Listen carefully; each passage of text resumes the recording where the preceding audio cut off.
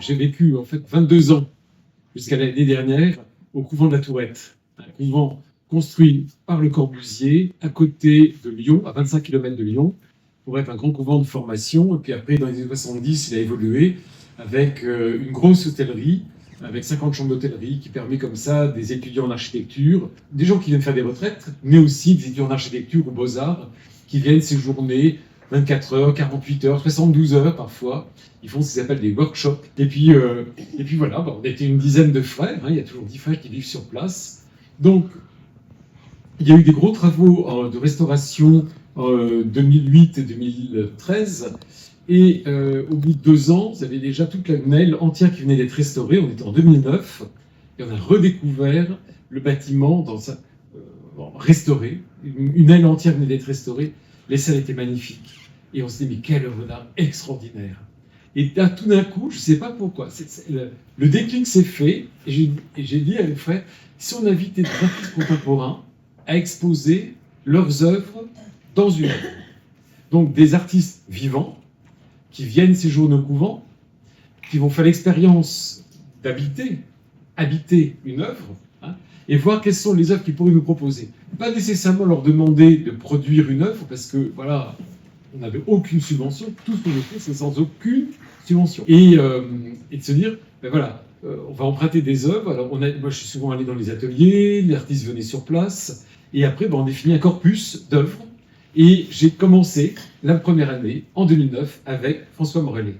Et c'était d'abord un immense artiste, avec beaucoup d'humour en même temps, et il m'a dit, on va pas en mettre trop, hein, dans ton truc, on va pas en mettre trop, que quelques œuvres, hein, et simplement ce sont des œuvres. Alors là, c'est la seule année où il y a eu une exposition dans des salles qui étaient vides, parce qu'on était encore en travaux, et donc on habitait une partie du couvent. Et là, on a ces grandes toiles, hein, Deep Dark Black Blue, qui fait 3 mètres de côté, et placées dans cette architecture. Je reviens en arrière, vous voyez, là c'est dans le grand réfectoire, avec ces poutres puissantes au mur. Et la leçon de cette œuvre, elle faisait partie d'une série de 4 qui avait été exposée dans une galerie à Paris, et que j'avais vu dans l'atelier de Morellet. Et quand j'étais dans l'atelier, je me suis dit, ça, je le vois au fond du réfectoire. Et puis, des grands amateurs d'art contemporain, hein, les Villarans, qui connaissent bien l'œuvre et des conservateurs du musée qui connaissaient bien l'œuvre de Morellet, arrivent là, il me dit « Ah, il l'a fait pour vous ?» Tellement c'était cohérent. Et donc, c'était intéressant, c'est de voir que les œuvres de Morellet installées dans le couvent, comme œuvre d'art à part entière, et non pas le White Cube, hein, voilà, eh bien, tout d'un coup, il y avait un renouvellement du regard sur l'œuvre, et en même temps, renouvellement du regard sur l'architecture. Et vous voyez, par exemple, ces grosses croix noires répondaient admirablement aux grosses poutres puissantes de l'architecture, et les néons bleus répondaient aux lignes délicates du sol. Donc, c'est très subtil, mais que tout d'un coup, on a presque l'impression que l'œuvre, elle a été faite pour ici. Au point que j'ai entendu mais des milliers de fois les gens dire « Ah non, mais là, il faut qu'il vous la laisse. Hein. »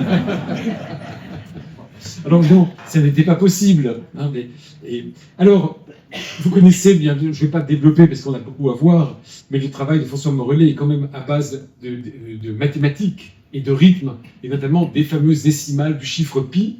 Et nous avons, avec cette œuvre-là ici, Biming Pi, hein, c'est des poutres comme ça qui se développent selon un rythme mathématique. Mais les fenêtres que nous avons sur le côté, ici on en verra mieux tout à l'heure, sont des fenêtres dessinées par Xenakis.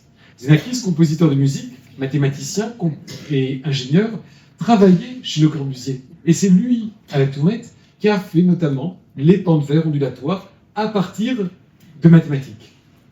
Et donc je trouve intéressant de mettre en dialogue une œuvre de Morellet, donc on le voit avec sa femme en train de surveiller l'installation de Biming Pi avec Daniel, et qui était une œuvre là aussi conçue à partir de mathématiques. Donc alors là, ça marchait très bien, en plus avec les ombres portées des pans de verre ondulatoires de Xenakis sur le sol.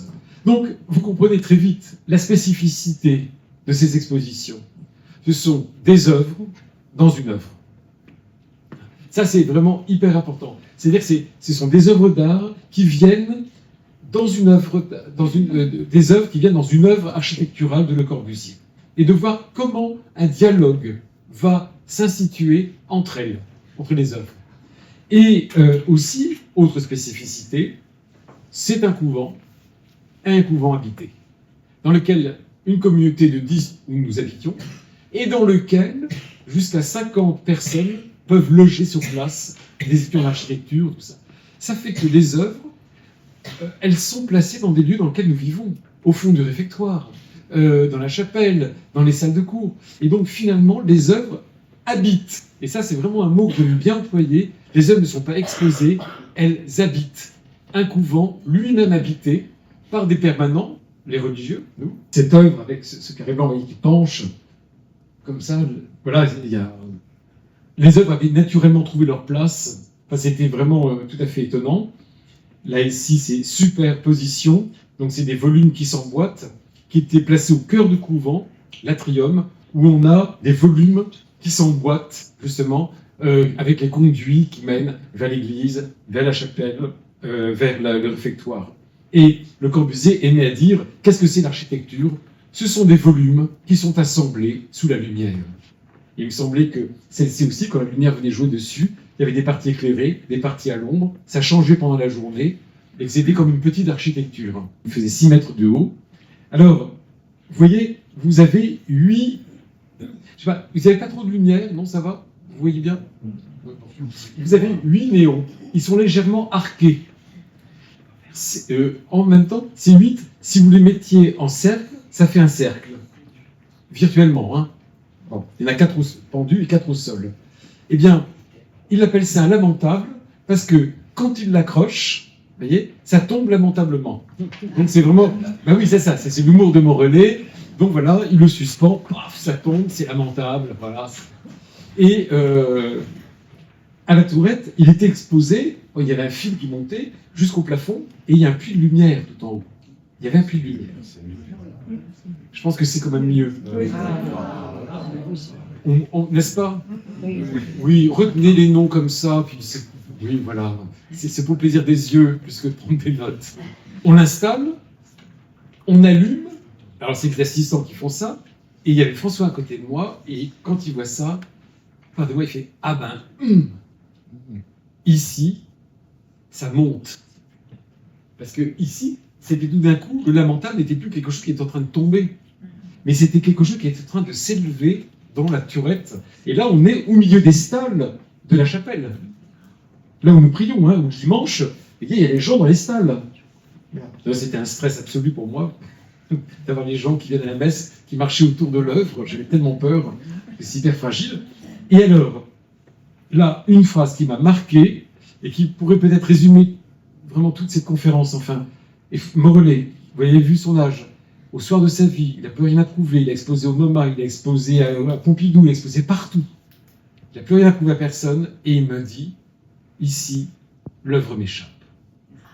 Et ça, je trouve ça magnifique, que tout d'un coup, lui qui était dans la maîtrise de ce qu'allait produire son œuvre, la maîtrise même aussi de l'humour, ça s'appelle un lamentable, vous voyez, parce que ça tombe lamentablement, tout d'un coup, là, ici, l'œuvre m'échappe. C'est-à-dire qu'il y avait une dimension qui le dépassait, qui était en train d'advenir, et quand il a exposé l'année suivante au Centre Pompidou, Serge Lemoine, qui était le commissaire de l'exposition, ils avaient mis cette photo dans le catalogue de l'exposition, et je l'avais remercié, il m'a dit, il ne faut pas me remercier, c'est là que ça a été le plus beau. Et quand il est mort, Daniel Morellet m'a dit, vous savez, frère Marc, c'est la tourette, cette exposition avec le lamentable avait bouleversé François, mais il ne voulait pas vous le montrer. Vous voyez, quelque chose, ici, l'œuvre m'échappe. Et ça, je trouve ça très beau qu'un artiste puisse reconnaître que quelque chose advient qui tient, bien sûr, sans doute, à la présentation, au lieu. Et donc, il y a vraiment dialogue, enrichissement mutuel et réciproque entre l'œuvre architecturale de Le Corbusier et l'œuvre de l'artiste invité. Après, c'est lui qui m'a mis en contact avec sa vieille copine, comme il disait, qui est Vera Molnar, abstraction géométrique minimale, et qui avait connu Xenakis, qui avait enseigné à la Sorbonne l'usage, elle est la première femme artiste au monde à avoir utilisé l'ordinateur en 70 pour assister à sa création artistique, avec son mari qui est ingénieur au CNRS, François Molnar. Et elle utilise l'ordinateur et les mathématiques dans son travail, et elle enseigne à la Sorbonne, comme Xenakis qui enseigne l'usage de l'ordinateur pour sa création.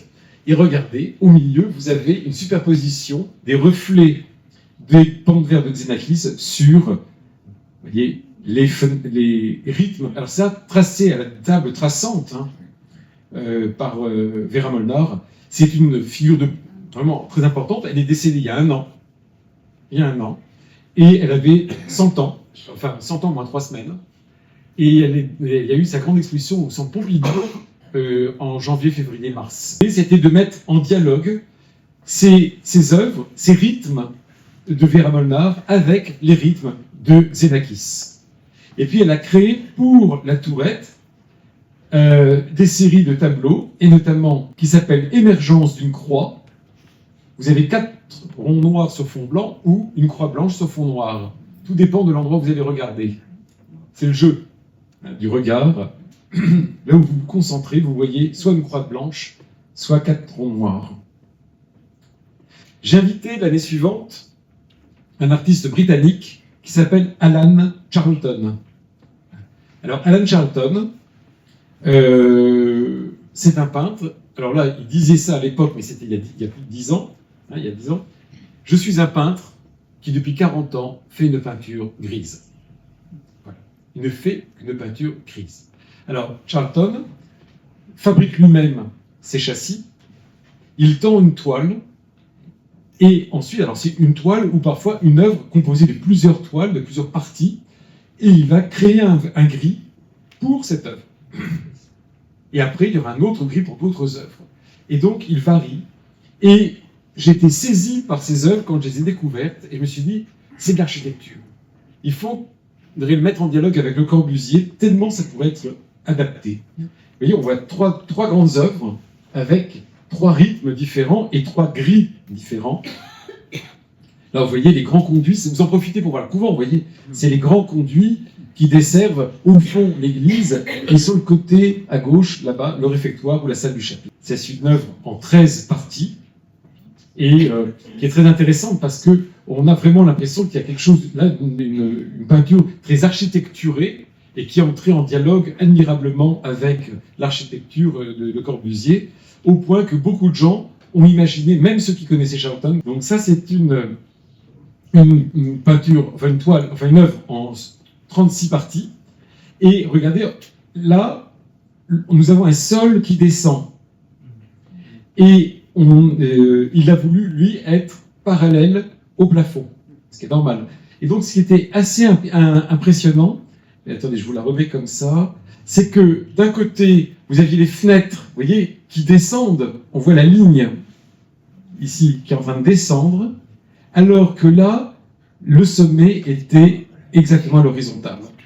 Et on avait ce rythme au sol, irrégulier, et là, nous avions un rythme régulier des œuvres. C'est le musée dans les collections du musée de Lyon qui nous les avait prêté, et c'était extrêmement architectural. Là, c'est une œuvre channel painting au fond du réfectoire, là où il y avait les grandes croix noires de François Morellet. Et là, on avait cette channel painting composée de 2 panneaux, de 2 tableaux, entre l'espace vide fait 4 cm et demi. Ces châssis font 4 cm et demi de côté. Donc, quand vous avez plusieurs œuvres ensemble, elles sont séparées par 4 cm et demi. La peinture, la toile peinte va sur le côté aussi, donc il y a une dimension d'épaisseur aussi, et donc 4 cm et demi est vraiment l'étalon qu'il va utiliser.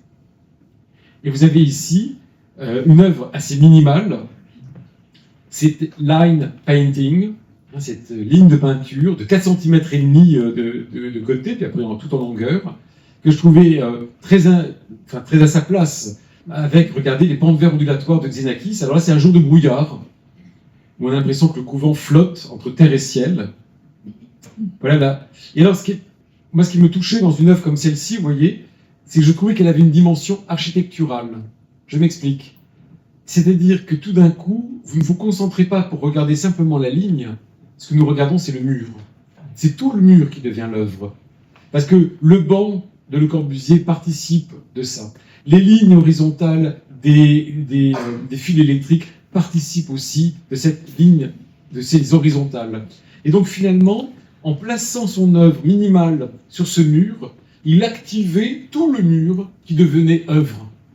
C'est-à-dire que notre regard embrassait le mur et pas simplement l'œuvre. Dans les petites salles de cours, comme c'était un ancien couvent de formation, il y avait beaucoup de salles de cours et nous avions placé ces croix, ces broad cross painting, avec des ouvertures ici, un multi de 4,5. Alors parfois c'était 9 cm ou de côté ou 27. Voilà. Et j'avais mis une toile par salle. Et c'était vraiment un moment très beau parce qu'on mettait des petits sièges, des petits cubes en bois de Le Corbusier là, et les gens restaient devant. Et les gens, combien de gens m'ont dit, mais on est gagné par le silence de l'œuvre. On s'installe, on est touché par le silence de l'œuvre, on entre dans le silence de l'œuvre. Et ça allait admirablement dans cette architecture où précisément Le Corbusier dit « J'ai construit ce couvent pour offrir aux hommes ce dont on a le plus besoin aujourd'hui, le silence et la paix. » Et donc, je trouvais qu'une œuvre comme celle-ci nous permettait vraiment d'entrer aussi dans le silence de l'œuvre. Il y avait un côté un peu monacal, mais qui était vraiment, je trouve, d'une grande justesse. Et vous avez ces 4 different grey. Voilà, on a 4 tableaux avec 4 gris différents, toujours le même espace de 4,5 cm entre chaque, qui vient jouer justement avec, vous voyez, l'architecture, les gris du béton, le sol. Et là, on prenait conscience des variations infinies que peut avoir le gris. Et c'est une exposition qui a beaucoup touché les gens, et pas nécessairement les gens grands amateurs éclairés qui ont l'habitude, mais aussi, je suis à Éveux, 25 km de Lyon, et bien il y avait les gens du coin, et qui découvraient qu'ils pouvaient être touchés par une œuvre assez minimale et radicale. Et dans notre petit oratoire des étudiants, où il a vu cet autel, le crucifix au milieu, et il m'a proposé une œuvre qui est composée de 2 parts painting, de 2 parties, qui a la même dimension chacune, 2 mètres de long sur 30 cm de large, l'une un gris clair et l'autre un gris anthracite. Le protocole, c'est que cette œuvre, les 2 parties doivent être exposées face à face. Voilà. Et donc ça mariait très très bien ça allait très bien, je trouve, dans cet oratoire, parce que d'un coup on avait presque l'impression que c'était la croix dissociée en 2 morceaux. Et que quand on est au milieu, on était au milieu des 2 morceaux de la croix.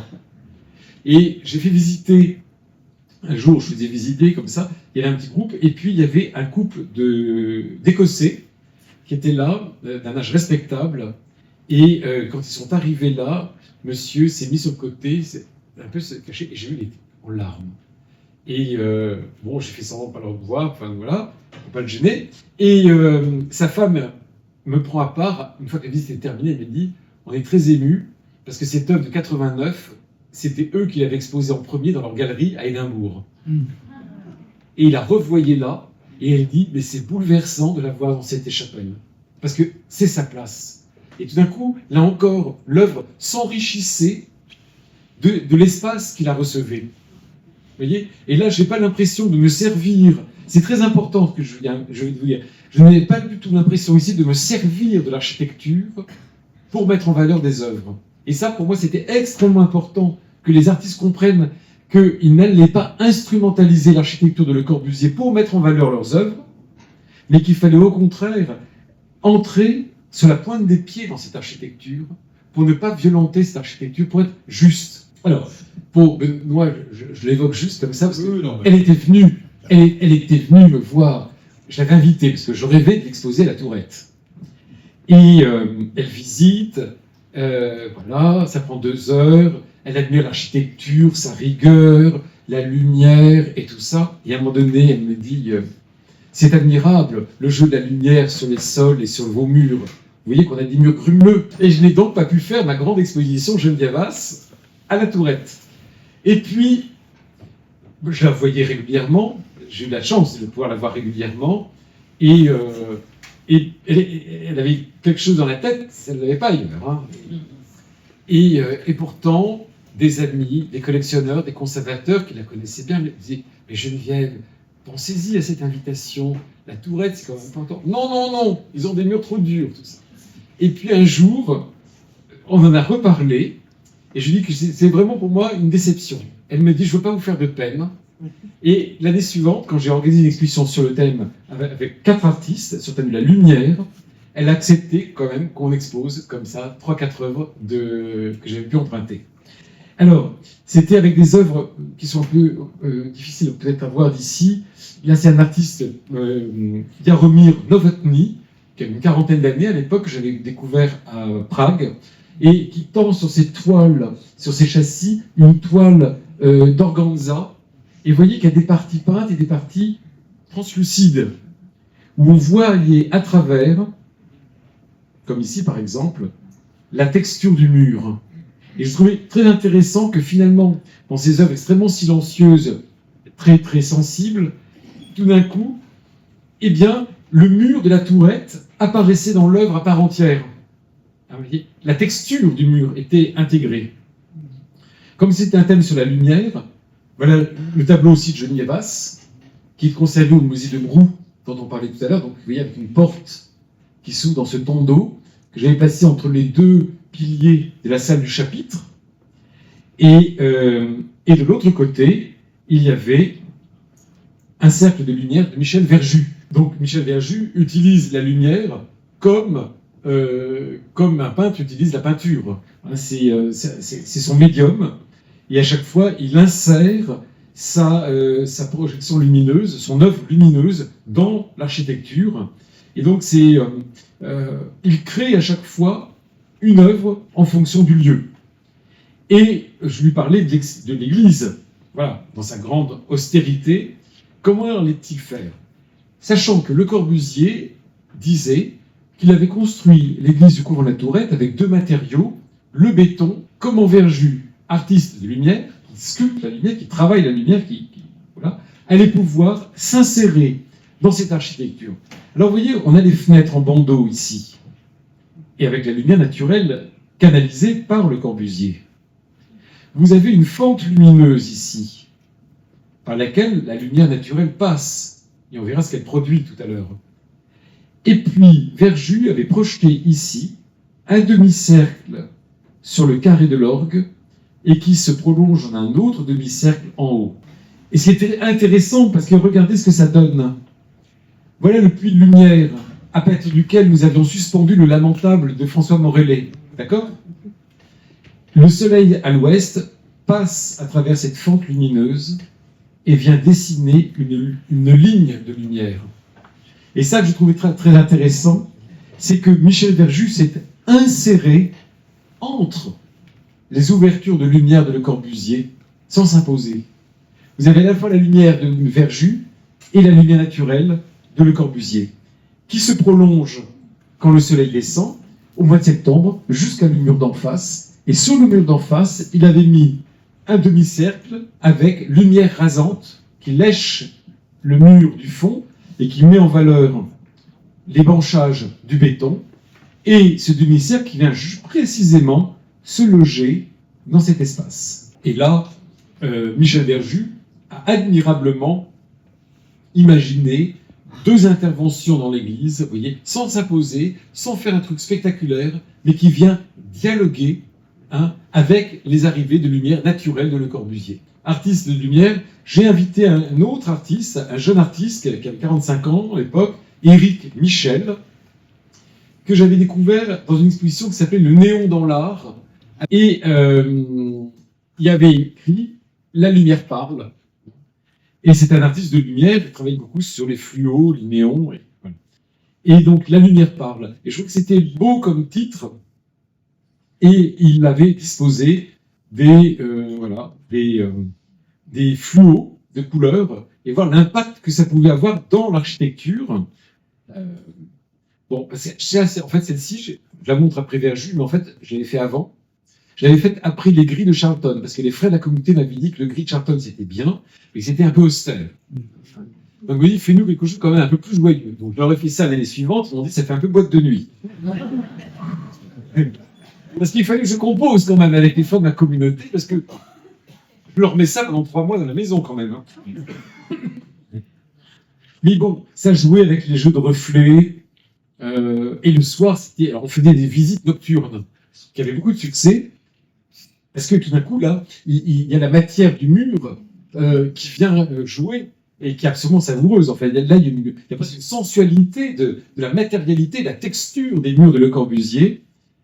Vous voyez, avec quand on fait des gros plans comme ça, donc c'est une expression qui a...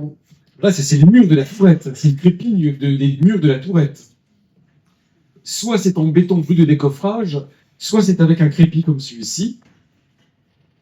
Il avait créé dans la salle du chapitre, là où il y avait la fameuse ligne qu'on a vue tout à l'heure de Charlton, il avait créé ici, c'est un endroit quand même, à partir du 1er novembre, que nous utilisions pour les offices matin, midi et soir en plein hiver. Et donc, il avait créé ceci comme une trinité de lumière qui se reflète, vous voyez, dans les fenêtres aussi. Et alors, j'ai fait une photo de nuit.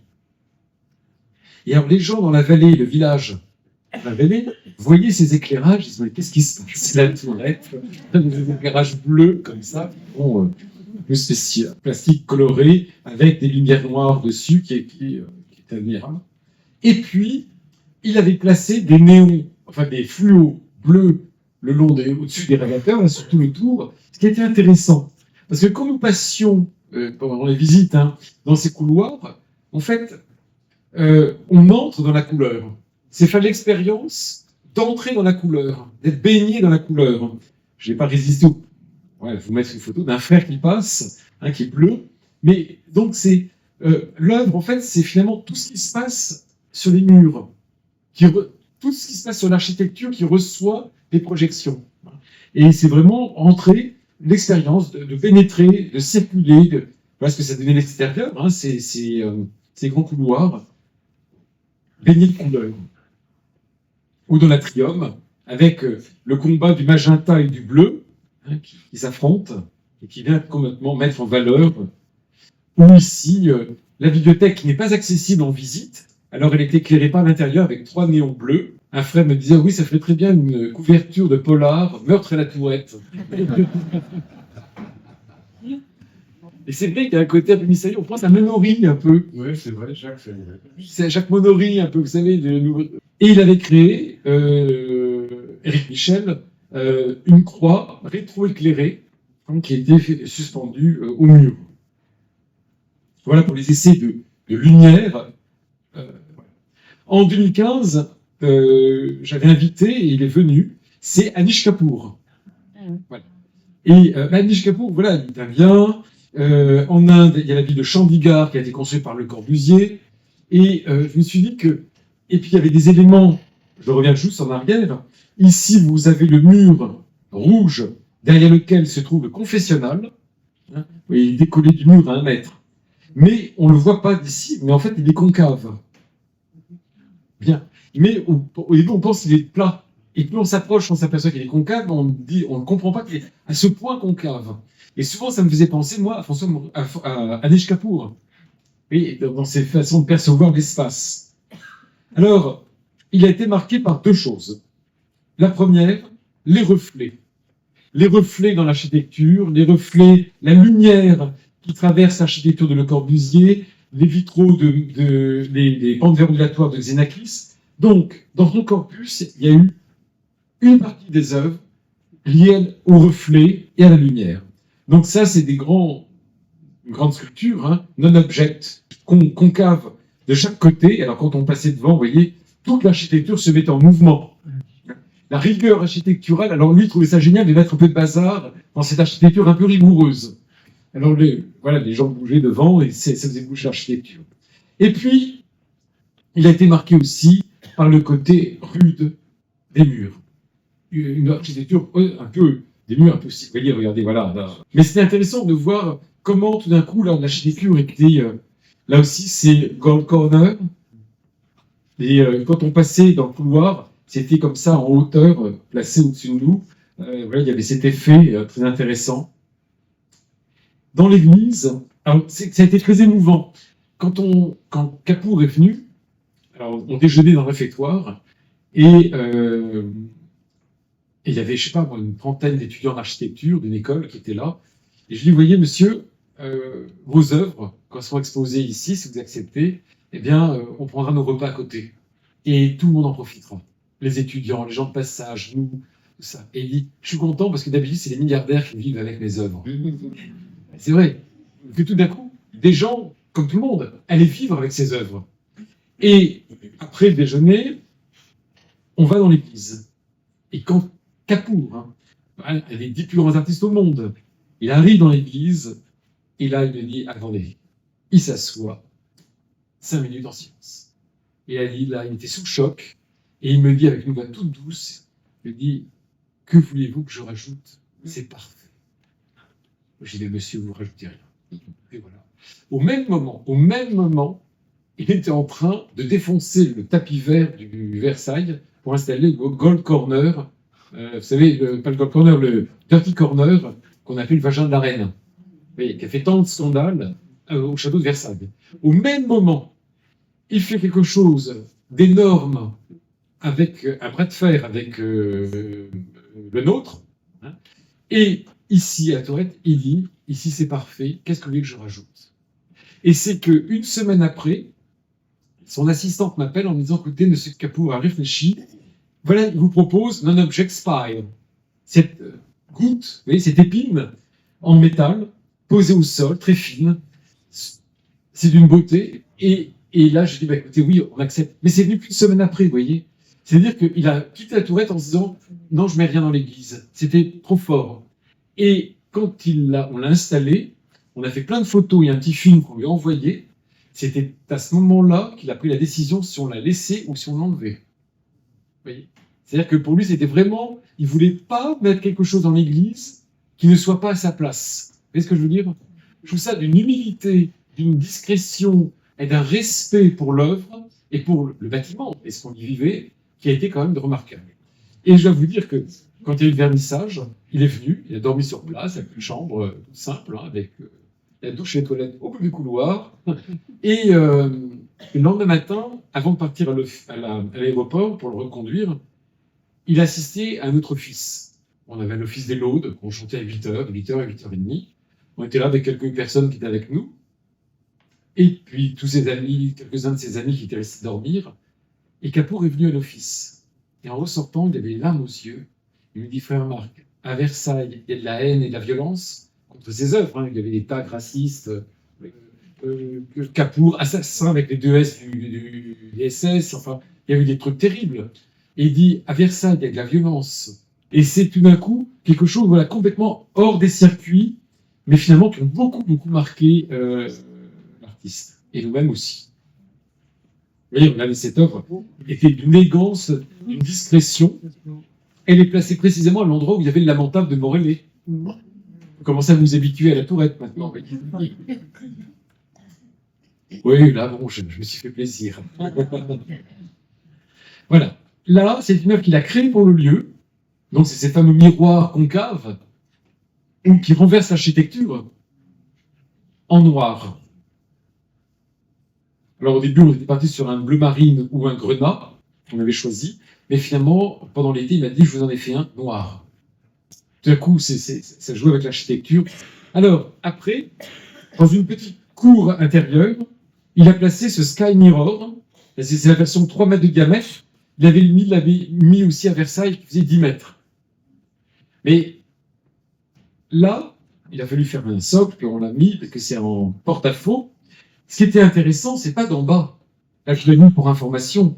L'œuvre se voyait du premier étage. Et c'est ça qui est intéressant. Parce que de là où nous étions, qu'est-ce qu'on voit? Le ciel encadré. Il a encadré le ciel. Alors que, je vais essayer de me faire comprendre. Nous voyons, si vous descendez à pied là, et que vous levez les yeux vers le ciel, vous ne verrez jamais ce rectangle. Je m'explique. Ici, ça fait qu'un étage. Et là où je suis, ça ne fait qu'un étage. C'est exactement là. Vous voyez? Ici se reflète là.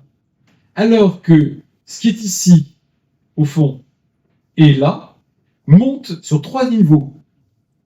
Et ils sont là, les 3 niveaux. 1, 2, 3. 1, 2, 3. Donc, vous avez un angle avec des bâtiments très haut et un angle avec des bâtiments très bas. En vrai, quand vous vous levez pour regarder, comme il y a une différence de niveau, vous ne voyez pas ce rectangle. Mais comme ce Sky Mirror est concave, légèrement concave, et bien tout d'un coup, il nous donne à voir un rectangle qui n'existe pas. Et ça, c'est très intéressant parce que dans les loggias, c'est-à-dire les balcons de toutes les chambres, au fond, il y a le garde-corps, et puis vous avez un rectangle avec les murs de séparation de chacune des cellules qui revient sur 10 cm de chaque côté, le plafond qui redescend de 10 cm et qui sont biseautés comme le garde-corps. Et le Corbusier dit « Je vous ai encadré le paysage ». Et donc ici, Capour a encadré le ciel.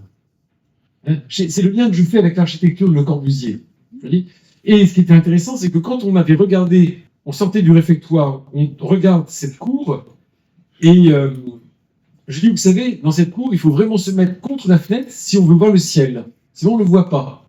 Il me dit, je vais vous faire descendre le ciel dans cette cour. C'est une œuvre absolument magnifique d'intelligence. Bon, comme il y a des colonnes et des pilotis chez nous, il y avait ces endless colonnes sans fin. Après, les gens essaient de savoir. Très intéressant, le rapport à l'œuvre. C'est des petits trucs que je donne comme ça, mais des à côté, mais qui sont intéressants.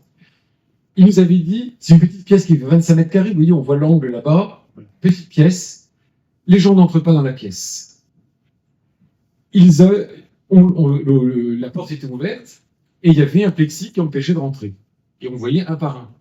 Ce qui est intéressant dans ce protocole-là, c'est qu'on regardait la pièce, comme la photo. Et que tout d'un coup, vous voyez quoi? Le dialogue de la colonne avec le pilotis Le Corbusier. Si nous étions rentrés dans la salle, on aurait rempli tout l'espace et on se serait concentré sur quoi? La colonne rouge.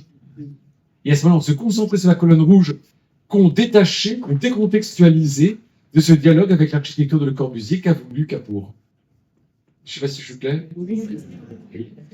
Et vous voyez, ça, c'est grâce aux artistes qui, pour moi, renouvellent le regard sur les œuvres et sur l'architecture. Ça, c'est l'aspect rouge maintenant de l'exposition de Capour, par la texture, le côté granuleux des murs de la tourette. Il avait ce geste souvent quand il parlait, et il a mis des œuvres avec de la cire rouge, en cire rouge, qui sont extraordinaires, mais qui jouent admirablement avec, vous voyez, les textures des murs de la tourette.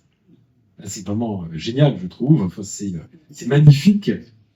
Là aussi, il a mis ça aussi. Il avait écrasé la cire rouge aussi sur les murs. On a mis 10 couches de blanc pour que ça ne voit plus. Et on a exposé une œuvre importante. C'est celle-ci. Alors ça, je l'avais vu dans son atelier à Londres. On rentre. Il a une grande usine un peu avec des chaînes, vous savez, des grandes pièces, voilà, comme ça. On entre dans une immense salle, un hangar tout blanc. Et il y avait des œuvres qui étaient cachées, accrochées au mur, avec des grands draps blancs. Et il entre, et il prend le drap blanc, il enlève, le drap blanc tombe, paf, comme ça. Deuxième, troisième, et les 8 autour. Et là, mon sentiment, c'était d'abord une horreur, parce que c'est sanguignolant, c'est barbac, c'est de la viande, c'est une boucherie, et en même temps j'étais fasciné. Fasciné. C'est attirance, répulsion. Attirance, répulsion, et je me suis dit, ça je les veux. Intérieurement, je me suis dit ça, alors que c'était même pas encore savoir si ça allait exploser ou pas, mais je dis, ça je le veux pour l'expo. Parce que c'est dur. Ça, jamais Canal Menou vous montrera ça à la Biennale, ou à la FIAC, parce que ça se vend pas facilement. Ça, les grandes galeries ne montrent pas. Alors que c'est pourtant une œuvre hyper importante. Et je dis, mais c'est fou, c'est d'une violence. Il m'a dit, c'est le monde d'aujourd'hui. C'est le monde d'aujourd'hui. Et je lui dis, à ce moment-là, pour moi, c'est la suite des otages de Fautrier. Vous savez, ces otages qu'il a créés à la fin de la guerre, avec des pattes épaisses, Jean Fautrier, qui malaxe, qui triture, où il enlève la figure, il montre une humanité blessée, anéantie, en voie de disparition. Il me dit, c'est un peu la suite. Très bien. J'en parle aux frères, qui ont accepté qu'on puisse exposer ça. Et je lui dis, vous les avez déjà montrés? Et Capour me dit, non, je les ai jamais montrés. Je veux les montrer dans un endroit fort. Je dis rien, intérieurement, je pense à la maison. Et puis après, quand il est venu à la Tourette, après la journée qu'il passe, en le raccompagnant à l'aéroport, je lui dis, est-ce que la Tourette vous semble être un lieu suffisamment fort pour accepter, pour exposer vos œuvres qui s'appellent Keria? Il m'a dit oui, si vous voulez, je vous en passe 4. Et c'est comme ça que j'ai pu avoir 4 œuvres comme celle-ci, assez bouleversantes. Les 4 autres étaient présentées au même moment au Rijksmuseum, en face du bœuf écorché de Rembrandt. Voilà. Donc on a eu beaucoup de chance. C'est une œuvre qui a énormément marqué. Et nous sommes en 2015. L'exposition commence en septembre jusqu'à Noël. Et les gens voyant ça, bon, j'expliquais mon truc, tout ça. Puis les frères avaient accepté un peu comme ça, voilà, bon, en disant, voilà, c'est important, il faut le faire, c'est un pari, bon. Simplement, il y a eu le mois d'octobre, le 15 novembre, le Bataclan. Et là, tout d'un coup, l'actualité a rejoint l'exposition. Oui. Et tout d'un coup, cette œuvre a bouleversé les gens après le 15 novembre. Parce qu'ils la voyaient autrement. Et quand Capour dit « ça parle de notre monde », pour nous, c'était vraiment concret. Et les frères se sont mis à accepter complètement l'œuvre, alors que c'était pourtant l'endroit, là, la photo est faite, là, parce que c'est au début de l'exposition, la date du 1er novembre, on l'utilisait comme chapelle, on priait comme 3 fois par jour, avec ça sur le mur. Et il y a un vieux frère de 80 ans qui dit, finalement, c'est comme une crucifixion contemporaine. Voilà. J'étais un peu plus long pour lui, parce qu'il y a eu comme cette histoire, comme liée à notre histoire aussi, comme qui était très forte. Alors, l'Imfan, que nous avons reçu, pourquoi j'ai pensé à l'Imfan? D'abord, j'avais eu son œuvre à Versailles, son exposition à Versailles, qui est absolument sublimissime. L'Imfan travaille beaucoup en France, et il a, je vous montre là la photo, il a son propre musée L'Imfan, sur l'île de Naoshima, au Japon. C'est une île où il y a des petits musées, faits par des collectionneurs, c'est absolument, je rêve d'y aller, c'est extraordinaire. Et son musée a été construit à Naoshima par Tadao Ando. Donc je me suis dit, ça devrait être... Et alors il a hésité, et l'assistante m'a dit qu'il n'était pas très pour, il savait pas très bien, machin, et il en parle à Tadao Ando, qui lui dit, tu ne peux pas refuser cette invitation, il faut que tu ailles te confronter avec le Corbusier. Alors, dans un premier temps, il avait proposé des œuvres qu'on a déjà vues dans des galeries, voilà, intéressantes, très belles, parfaites, qui auraient été magnifiques à la Tourette. Ça, c'était quelques mois avant de préparer. Et puis, en début juillet, il inaugure une exposition au Centre de création contemporaine Olivier Debré à Tours. Et à la revue de presse, les journalistes lui disent, bon, c'est très bien ce qu'on voit ici aujourd'hui, super. On sait que dans 3 mois, vous exposez à la Tourette, vous passez après Capour, après Morellet, voilà.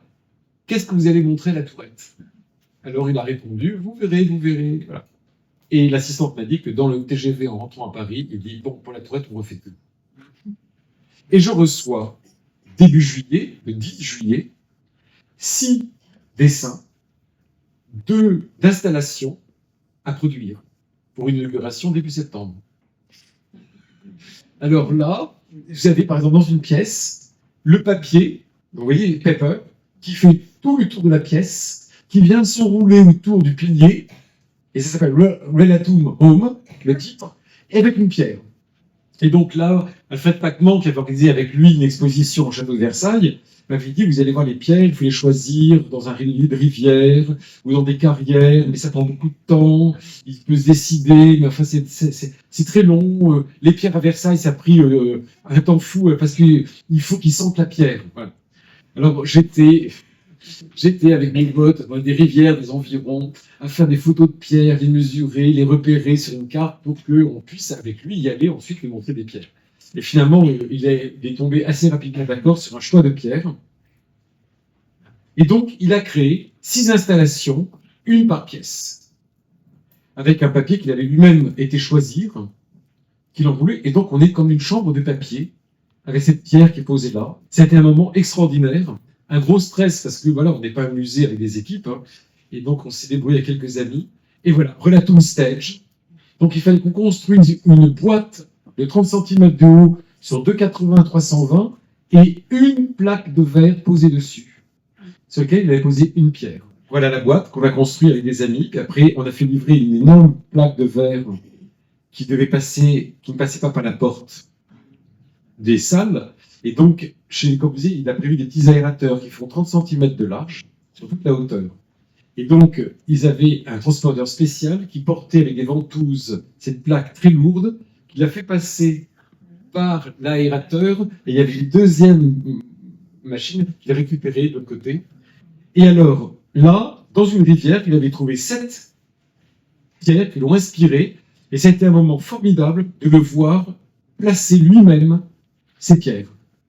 Il les place, et regardez ce qu'il fait. Il les place aussi au sol. On est dans la même pièce où il y avait la colonne rouge de Capour. Vous voyez? Et là, ce qui est très beau, qu'est-ce qu'il fait? Il met des pierres au sol.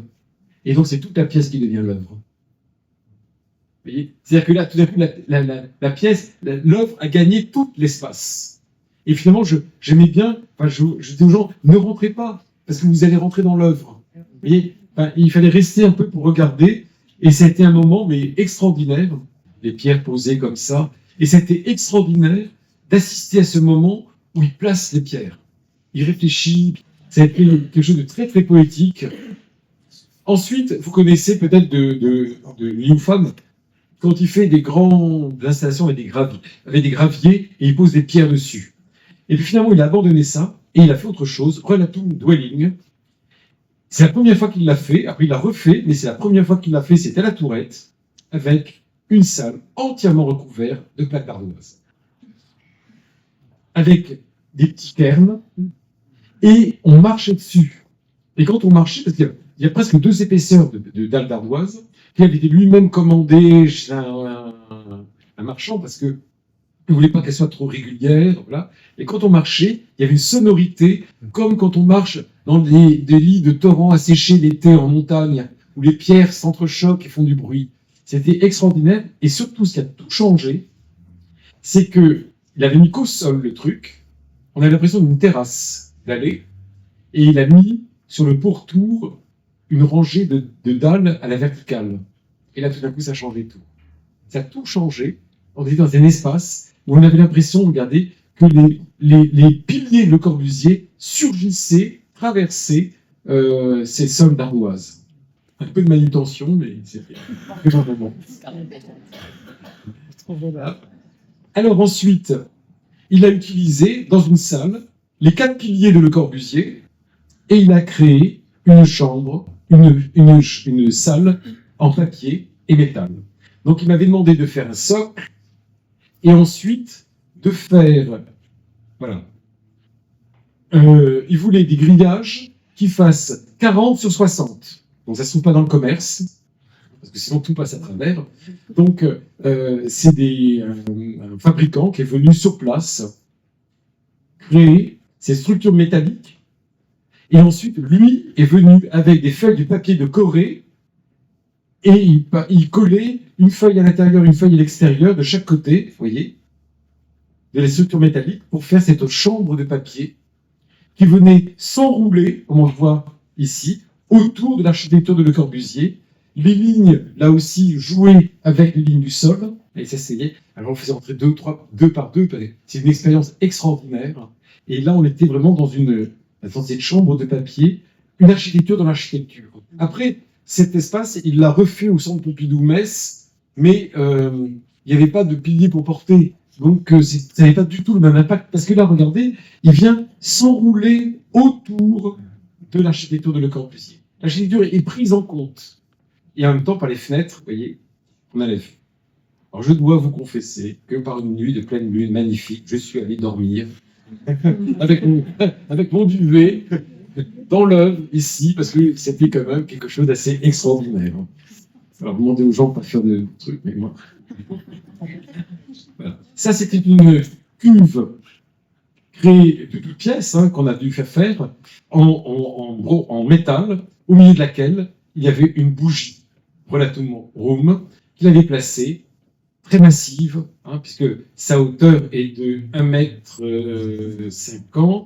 Et alors, voilà, et à l'intérieur, voilà. ce qu'on ne voit pas, ce qui était formidable, on peut peut-être le voir, c'est que il fait souder. Moi, j'étais là au moment où ça fait souder. Hein.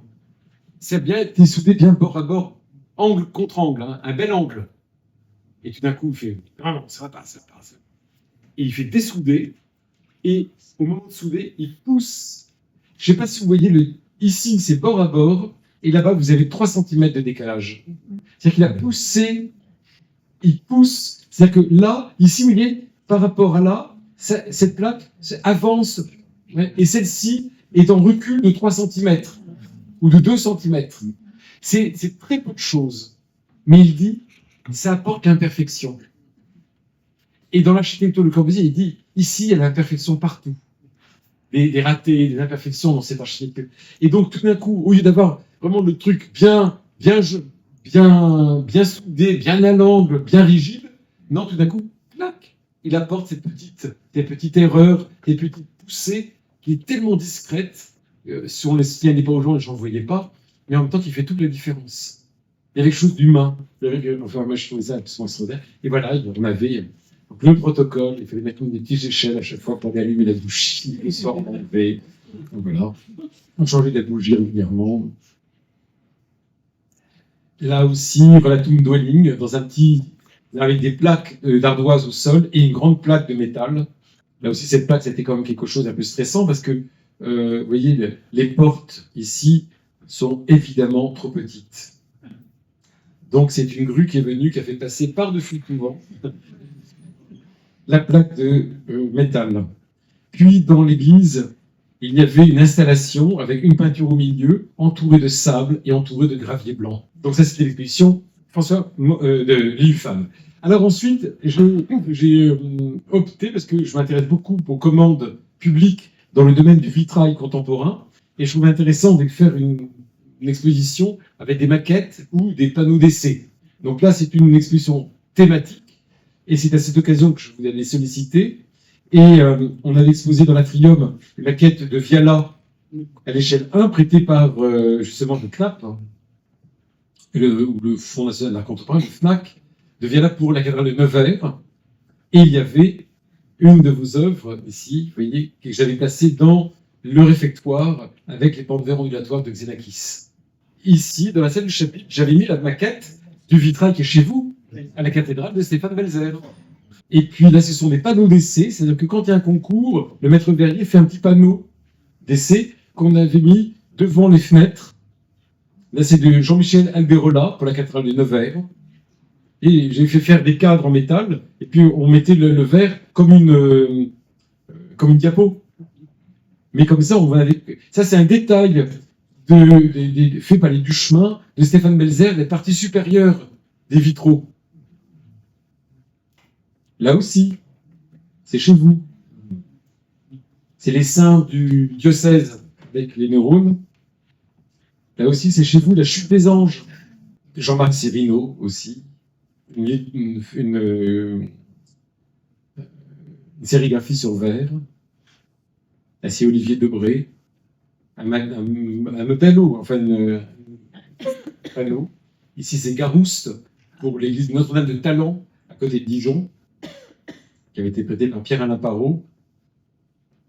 Et puis ici, ce sont deux morceaux de vitraux ondulés de Robert Morris à l'église de la cathédrale de Maglone, à côté de Montpellier, au bord de l'eau, qui reprend les ondulations. Alors pour moi, ce qui était important dans cette exposition, c'est de montrer la richesse et la diversité tant des grands artistes que des prouesses des maîtres verriers, Aurélie Nemours, Notre-Dame de Salagon.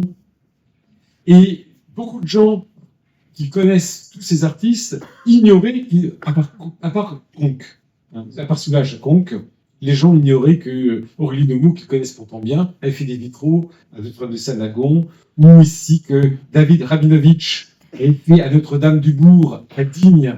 C'est une cive. Dans la partie supérieure, c'est la cive, et la partie en bas, ces verres ici sont très très beaux, parce que c'est un verre translucide. Donc les vitraux à Notre-Dame du Bourg, qui est une cathédrale romane, vraiment très fruste, très très simple, on a ces cives de couleurs, et puis les quilles transparentes, pris dans des verres opalescents, qui donne un effet tout à fait remarquable.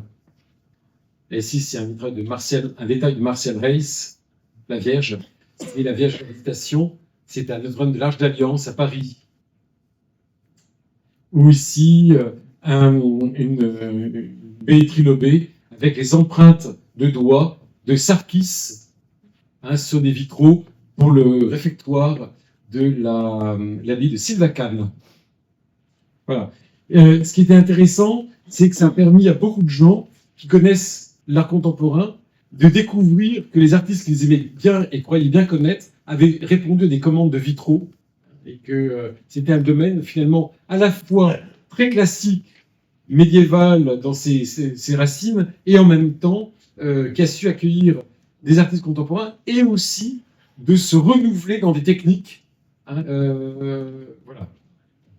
Alors, on est chez Le Corbusier. Le Corbusier avait fait des tapisseries. Donc, j'ai organisé 2 ans après une autre exposition thématique sur la tapisserie moderne et contemporaine, avec des tapisseries ici de Le Corbusier. Et j'ai fait appel après au Mobilier National et au musée qui en a prêté une quinzaine, les manufactures des Gobelins et de Beauvais. Et puis aussi, j'avais emprunté des œuvres au musée de la tapisserie moderne et contemporaine à Angers. Et puis la Fondation Grandieu.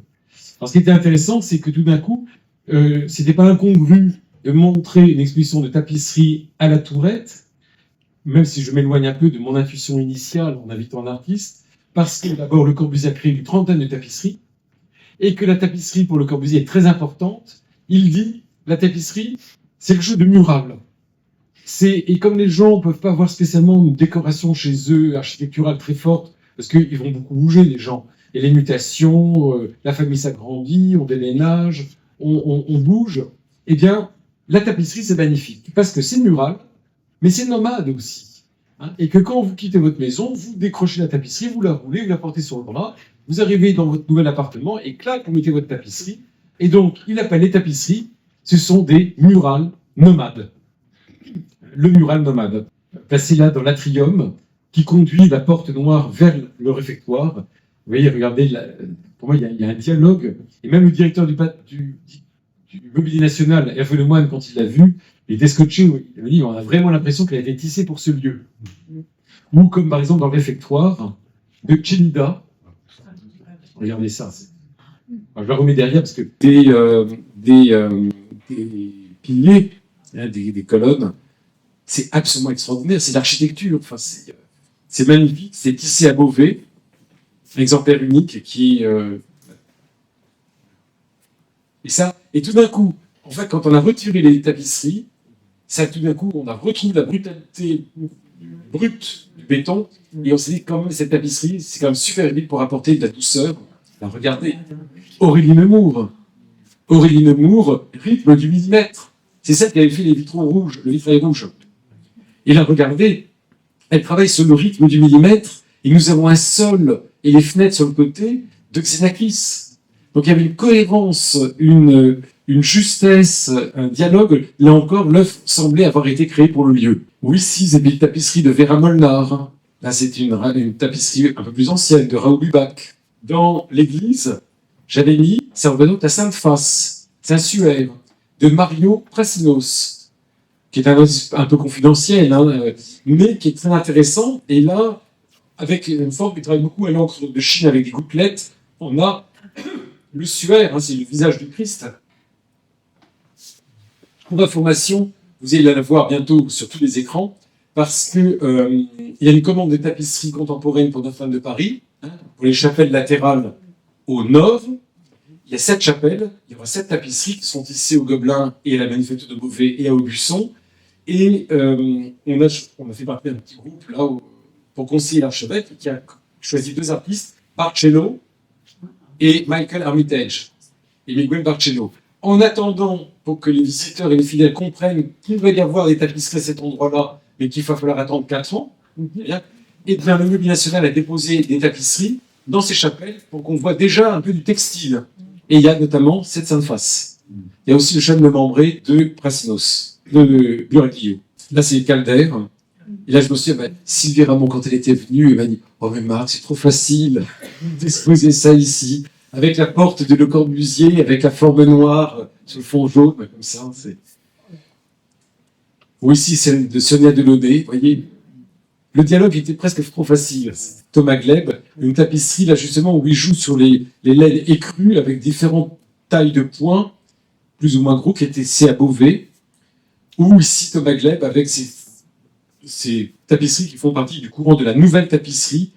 Vous voyez, avec la file de chêne qui est laissée apparent et souple en bas, tenue en haut, mais tout d'un coup, on voit l'architecture et la texture des murs à travers.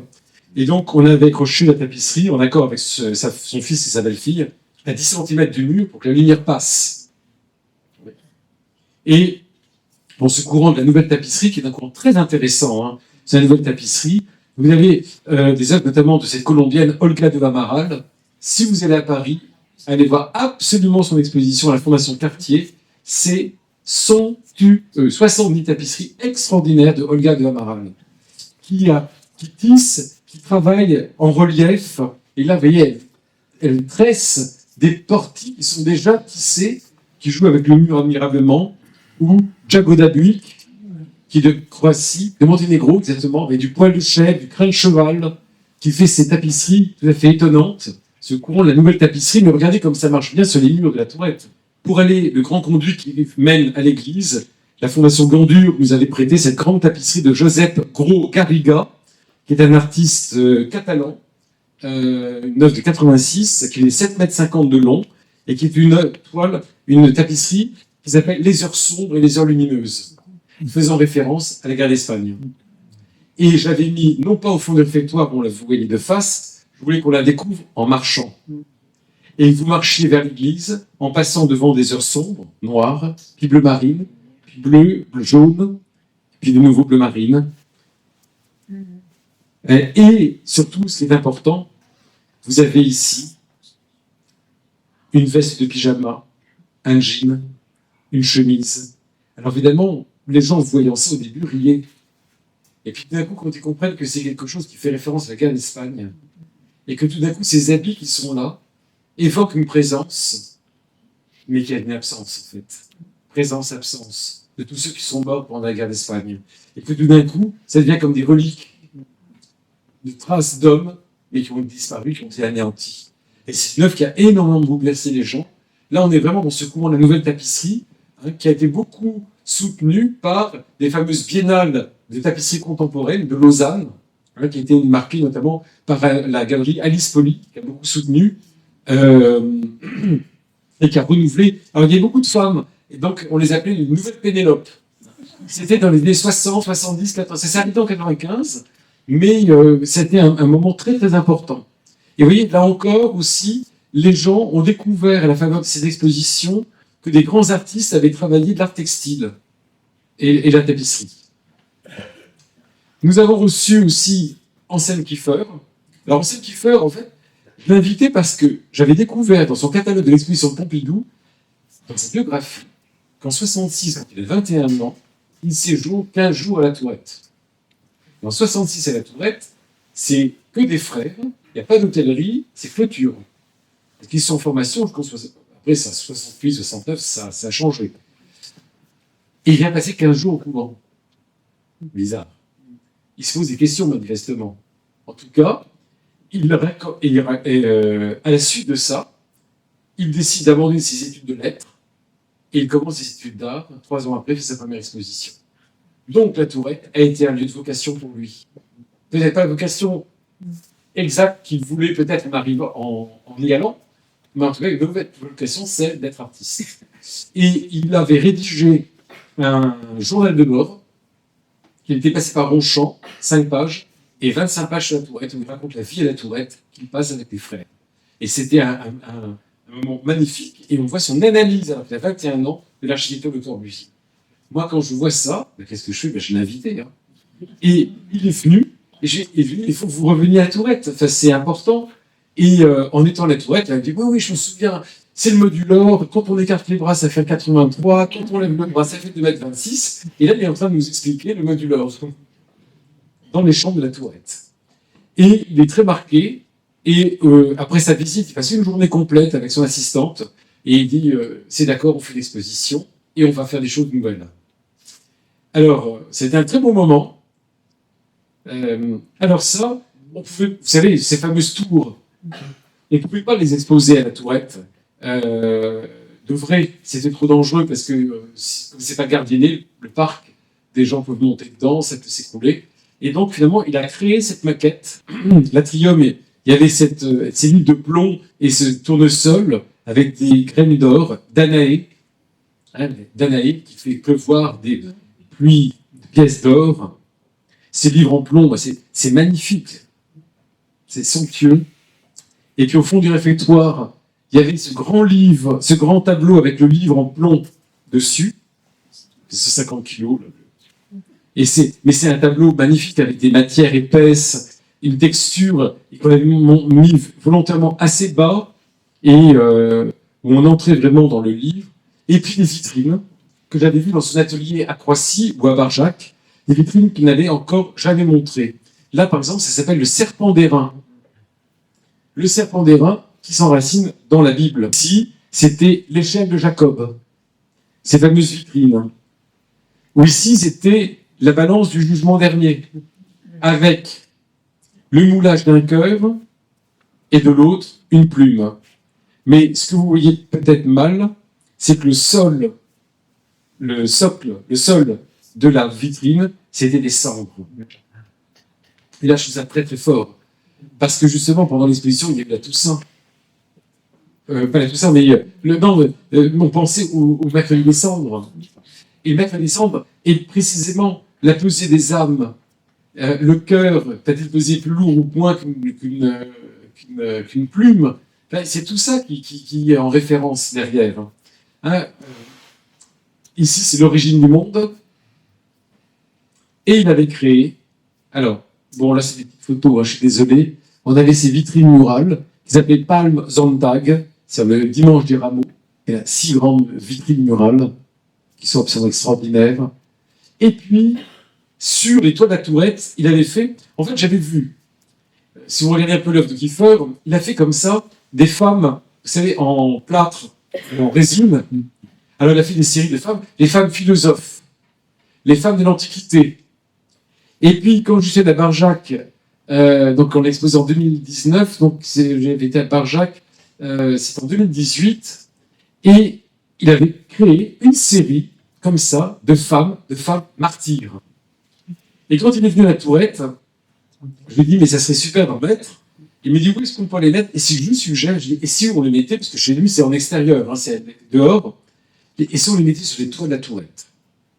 Et c'est ce qu'on a fait, donc on les voyait depuis l'extérieur, ou les coursives, on avait posé comme ça des femmes martyrs. Vous voyez, il y en a une qui a pris un pieu là dans le ventre, et il reprend l'iconographie traditionnelle, des tableaux qu'on voit par exemple de Zurbaran, où vous avez une sainte qui porte l'instrument de son martyr, et puis la partie du membre qu'on lui a arraché, les yeux, les seins, voilà. Vous avez Sainte Catherine d'Alexandrie, toujours représentée avec une roue, avec des lames.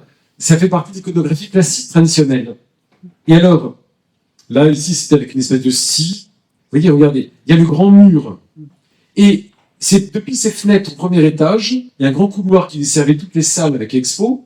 On était à la même hauteur que les femmes. Et on les voyait sur ces grands conduits, avec au fond le mur de l'église. Et bien, ce qui était extraordinaire, c'est qu'on avait l'impression que ce sont des héroïnes, ces femmes. Bien sûr, elles ont suivi le martyr. Et donc, on avait l'impression d'une héroïne comme une tragédienne sur une scène. Et que le toit de la tourette devenait comme une scène. Et que le mur de l'église devenait comme un fond de scène. On était à Avignon. Enfin, c'était extraordinaire. On était à la cour du Palais des Papes. Il y avait quelque chose de théâtral. Il avait transformé, et c'est extraordinaire que cette architecture, grâce à ces 3 statues, sculptures posées là, a transformé complètement notre vision de la cour intérieure qui est devenue théâtrale pour nous. C'était assez impressionnant. Bon, voilà, après, il avait construit cette œuvre qui s'appelle la Jérusalem céleste, et on a ces fameuses tours en ruine qu'il a construit en grand à Barjac. Et dans l'église, il a créé une œuvre que j'avais vue en petite maquette chez lui. Et je lui avais demandé, mais, et pourquoi vous ne feriez pas ça à la Tourette? Regardez, c'est un amas de blocs de béton au sol. C'est d'énormes blocs de béton sur 50 mètres carrés, au milieu desquels repoussent des tournesols. Et l'œuvre s'appelait Résurrection.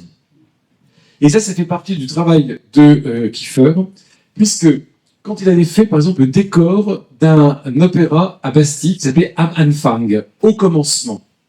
Et au commencement, c'était quoi? Un paysage de ruines, de tours en ruines, et de blocs de béton et de gravats.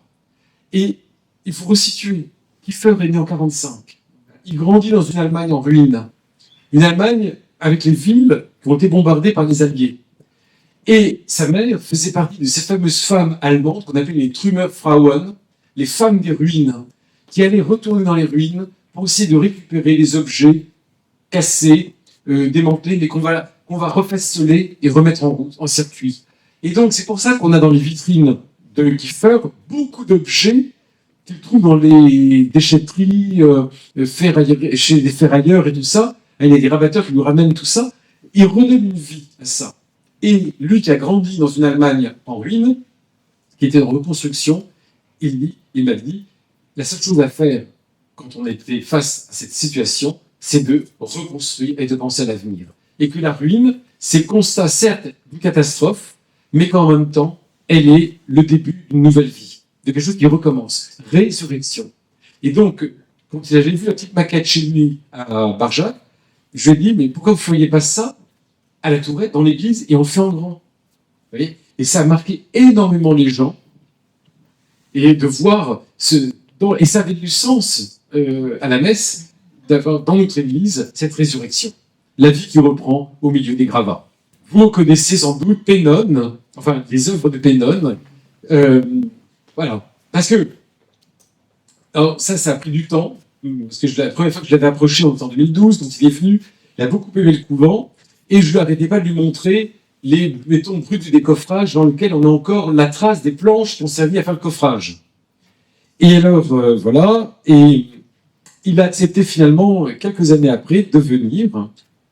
Et donc, on avait des œuvres en bois, vous voyez, ces fameuses œuvres où il retrouve l'arbre présent au milieu de la poutre, qui est tout à fait extraordinaire. Il remonte le temps, il nous donne à voir l'arbre qu'il a été à un moment donné.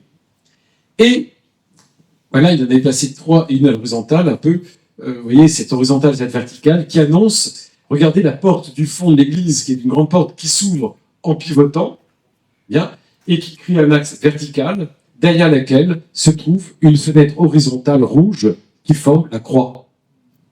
Et donc, ça c'est une volonté de Le Corbusier, qui avait dit, quand vous descendrez face à la croix. Dans l'église, on avait cette grande poutre de 7 mètres de long, qui est une poutre ancienne, avec encore, vous voyez, un culot ici en bas d'une charpente. C'est en mélèze. Et en haut, on ne voit pas, mais il y a des clous de charpente. Et quand je l'ai vu dans son atelier, j'ai trouvé ça absolument extraordinaire. C'est très fort. Et Pennon l'a toujours présenté. Elle est exposée au Centre Pompidou, elle est exposée à New York, elle est exposée contre un mur. Et il m'avait dit, vous l'avez fait dans l'église, contre un mur. Puis moi, en plus, la poutre ancienne, avec l'arbre au milieu, ça faisait poutre un peu, et les visiteurs ne s'y trompaient pas, hein, ça faisait penser à l'arbre de la croix, la poutre verticale de la croix, avec le repose-pied, pour le pied du Christ, qu'on voit dans l'iconographie. Et les clous faisaient penser à la croix. Donc les gens voyaient la croix. Mais ce qui est intéressant, c'est que la croix, dans la spiritualité chrétienne, elle est vue comme le nouvel arbre de vie, qui nous sauve. Par l'arbre de vie est arrivé la mort et le péché, et bien là, par la croix, la mort est vaincue, le péché est pardonné. Et donc, tout d'un coup, en creusant, en dégageant dans la poutre, il retrouve l'arbre qu'elle a été. Et en plus, ça fait référence à la légende de la croix de Sainte-Hélène, notamment peint par Piero da Francesca à Arezzo. Alors, bon, c'est une légende. Hein, c'est la légende dorée, tout ça. Mais en même temps, ça habite. Et Pennon quand j'avais invité au départ, il n'avait pas accepté. Et puis finalement, après Kiefer, il est venu me voir et me dit, bon, ça m'intéresse d'exposer. Et d'exposer des œuvres qui ont en filigrane une référence à l'iconographie chrétienne. Et il me dit, ben, vous savez, je suis italien. Quand on est en Italie, quel que soit l'endroit où on se trouve, à 3 kilomètres à la ronde de là où on se trouve, il y a un chef-d'œuvre d'une église. Quel que soit l'endroit où on est. Donc, je suis marqué par ça.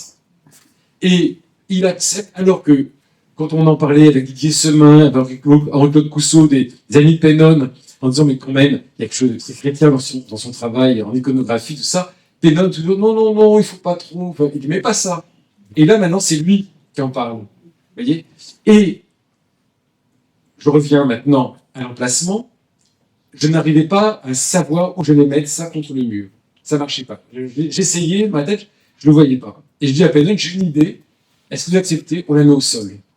On la met entre les stalles, vous voyez, et l'hôtel. Et je lui dis, on va la mettre au sol, à terre. Et en fait, c'était bouleversant. Et Pennon lui-même a été saisi par l'émotion, séché, hein, il ne disait plus rien. Il a commencé à caresser, il dit, c'est parfait, elle n'a jamais été aussi forte.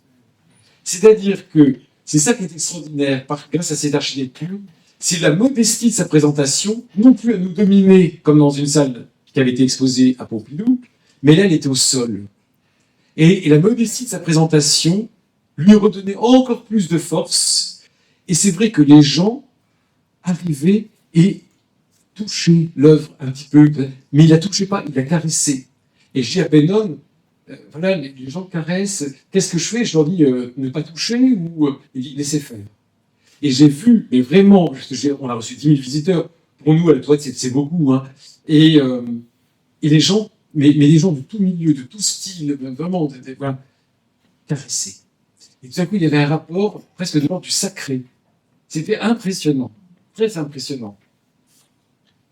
Bon, on connaît ces empreintes qu'il fait depuis le début, hein, c'est une photo quand il est jeune, où il prend des feuilles qu'il écrase sur une toile de coton mise sur un tronc. Voilà. Ça, il fait ça depuis des années. Avec ses œuvres qui s'appellent Bosco, hein, Verde del Bosco, qui sont vraiment très belles. Et là, moi, j'en voulais absolument une ici. Si vous regardez, vous voyez, ça faisait la transition. On est dans la salle où il y avait la plaque de verre de Lilfan ou la colonne rouge de Kiefer, de Capour. Vous voyez? Voilà, c'était là. Et donc là, regardez, on a la continuité avec le paysage. C'est comme si c'était l'empreinte de son souffle dans la terre. En même temps, ce qui est très intéressant, c'est que qui est-ce qui prend dans l'histoire de l'humanité de la terre, qui façonne un homme qui souffle pour lui donner la vie? C'est Dieu. L'association du souffle et de la terre. C'est très intéressant. Alors, voilà une photo de l'extérieur. Quand Pennon vient, la première fois en 2012, il voit ça. Et il regarde cette partie-là, donc l'extrémité. Il me dit, frère Marc, regardez, vous piliez les fenêtres de Xenakis. Elles sont des branches. Et là-haut, les petits trous dans les garde-corps et en surface, ici, ce que vous ne voyez pas, c'est plein de petits cailloux qui sont enfoncés, qui vibrent. Et des petits trous, les garde-corps qui projettent dans la loggia des petits ronds de lumière, c'est le feuillage. Vous habitez dans un arbre. Et je vois un arbre dans cette architecture. C'est très bien. Mais simplement, quand il a exposé donc en 2022, je l'avais invité en 2020, il est revenu, cette idée ne l'avait pas quitté. Et il dit, mais regardez ces pileliers, ce sont des pilotis, ce sont des troncs. Il y a quelque chose de végétal. Et il me dit, puisque je vois le couvent comme un arbre, j'ai l'habitude de faire des frottages sur les arbres, je vais donc faire un relevé de frottage sur le couvent. Et il va commencer. Alors, il me dit, il ne va pas prendre des feuilles d'arbre, il n'y a pas de feuilles dans notre couvent. Et il va partir du nuancier de Le Corbusier. Il me dit, j'ai découvert que Le Corbusier avait fait un nuancier dans les années 30 et un nuancier dans les années 50. Donc, Il m'a demandé de récupérer, il y a un seul fabricant au monde qui a l'autorisation de la Fondation Le Corbusier pour faire les couleurs, les 63 couleurs du nuancier de Corbusier. Donc j'ai commandé 1 litre de chacune des couleurs, livré à Turin, et là, Pennon a peint des toiles de 40 cm de côté, avec une couleur. Et il en fait 3 toiles, comme ça, par couleur. 63 couleurs x 3, sur une toile de coton. Ensuite, il les classe, parce qu'il dit là-dedans, il y a des couleurs qui font penser aux arbres. Et il divise le couvent. Là, on est dans la crypte. Et dans la crypte du couvent, au sol, c'est plein de cailloutis. Et ces cailloux ont été mis par Le Corbusier parce que, pour bien montrer qu'on est dans l'endroit le plus profond et qu'on touche le sol. Et Pennon dit, ce sont vos racines, les racines du couvent. Donc il fait des frottages, des cailloux au sol. Mais je reviens en arrière, il y a aussi des autels. Et sur ces autels, il y a des petits, ce qu'on appelle les pierres d'autel. On ne les voit pas d'habitude parce qu'il y a la nappe dessus. Les pierres d'autel avec les 5 croix et la relique. Et c'est pour ça que le prêtre, au début de la messe, quand il arrive, il monte à l'autel, il embrasse l'autel. En fait, il embrasse la relique. Et Pennon me dit, Fermat, ces reliques, cette pierre d'autel, ce sont vos racines aussi. Et tout d'un coup, il fait le lien entre la racine matérielle du couvent et la racine spirituelle dans les autels. Et il fait des frottages à la fois du sol, mais aussi des pierres d'autel. Ensuite, il y a les troncs.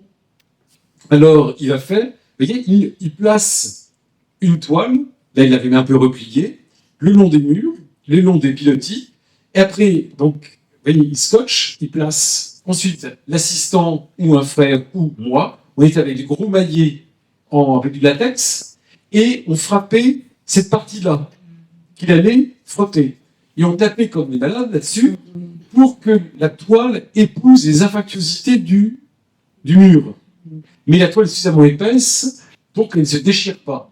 Et lui venait après avec un pastel gras, et il frottait pour laisser apparaître, vous voyez, les planches, les cannelages. Vous voyez, il a fait ça pendant 1 semaine. Donc, on a bossé, 6 jours. On a travaillé pendant 6 jours avec Pennon. Et bon, moi je trouve ça super. Et une amie me dit, mais tu te rends compte de la chance que tu as. Et évidemment, c'était extraordinaire, un moment comme ça. Alors, il était assez cabotin parce que parfois il me disait, on mettait le rose à cet endroit-là parce qu'il avait choisi des couleurs en fonction des lieux. Et puis il arrivait avec sa grande boîte de pastel. Il me dit, alors faire Marc, sur le rose, qu'est-ce qu'on met comme couleur? Moi je dis, je sais pas, moi je me suis un beau bleu. Ah oui, ce serait très beau. Mais je vais mettre du rouge. Alors, c'était un moment, les murs, c'est devenu l'écorce. Alors là, pour faire l'écorce, il avait toujours la même forme rectangulaire. Et puis, vous voyez, les fameux petits cailloutis sur les extérieurs, ce sont les feuilles, les feuillages.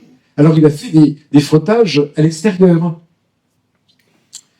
Ou sur, là ici, c'est pour les lumières. Enfin, voilà, il a fait ça sur le canon de lumière. Ou sur les planches de bois, la crypte, jusqu'au toit terrasse, il a fait des frottages. En voilà quelques-uns, 40 cm sur 40 sur la toile. Là, c'est les frottages du sol, les racines du couvent. Voilà une des pierres d'autel. Voilà. Mais alors, il ne la place pas bien dans l'axe. Et c'est lui qui choisit l'emplacement de sa toile. Et puis là, après, on a les troncs. C'est les pilotis qu'on a vus en bas, vous voyez.